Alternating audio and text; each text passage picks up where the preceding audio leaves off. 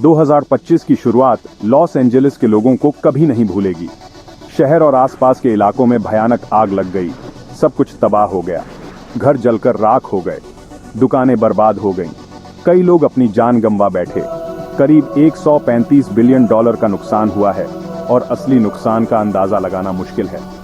अभी तक 25 लोगों की मौत हो चुकी है, लेकिन यह संख्या और बढ़ सकती है। हजारों लोग बेघर हो गए, सिर्फ कपड़ों में जान बचाकर भागे। इस आग ने शहर और लोगों के दिलों पर गहरा घाव छोड़ दिया है। हॉस्पिटल में पहले से ही मरीज भरे हुए थे और अब और भी मुश्किल हो गई। जले हुए धुएं से बीमार और आग से घायल लोगों से इमरजेंसी रूम भर गए। बुजुर्गों के आश्रमों को खाली कराना पड़ा, जिससे और भी परेशानी हुई। स्कूल बंद करने पड़े, जिससे हजारों बच्चों की पढ़ाई रुक गई। इस आग ने लॉस एंजेलिस के हर हिस्से को प्रभावित किया है। लोग सदमे में हैं। 7 जनवरी को टेम्स्कल रिज ट्रेल के पास लगी पैलिसेड्स की आग सबसे ज्यादा खतरनाक साबित हुई। तेज सैंटा एना हवाओं ने आग को और भड़का दिया। पैसिफिक पैलिसेड्स से लेकर मैलिबू के बाहरी इलाके तक 23,000 एकड़ से ज्यादा जमीन जल गई। पासाडीना के उत्तर में ईटन आग भी बहुत बड़ी थी। इसने 14,000 एकड़ से ज्यादा जमीन जला दी। कई घर और दुकानें खाक हो गईं। इन दोनों आगों ने 10,000 से ज्यादा इमारतों को तबाह कर दिया, जिनमें पैलिसेड्स के बड़े बड़े घर और पासाडीना का एक पुराना मंदिर भी शामिल है। हर्स्ट, आर्चर और केनेथ जैसी छोटी आगें भी शहर में लगीं। ये पैलिसेड्स और ईटन आग जितनी बड़ी नहीं थी, लेकिन फिर भी काफी नुकसान हुआ और हजारों लोगों को अपने घर छोड़कर जाना पड़ा।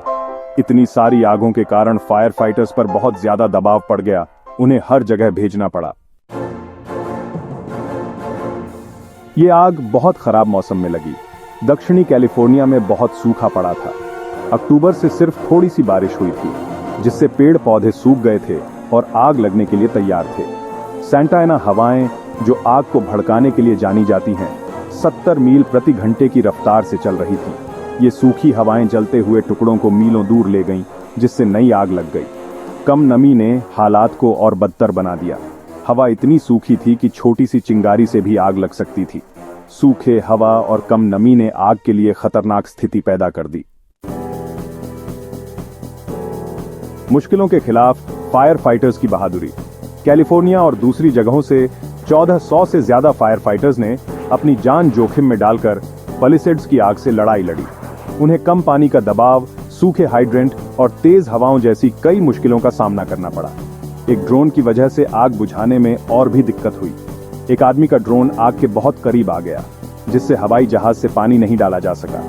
इस देरी से आग और फैल गई, जिससे पता चलता है कि ऐसे हालात में ड्रोन कितने खतरनाक हो सकते हैं। इन सब मुश्किलों के बावजूद फायर फाइटर्स लगातार काम करते रहे, कई दिनों तक बिना रुके।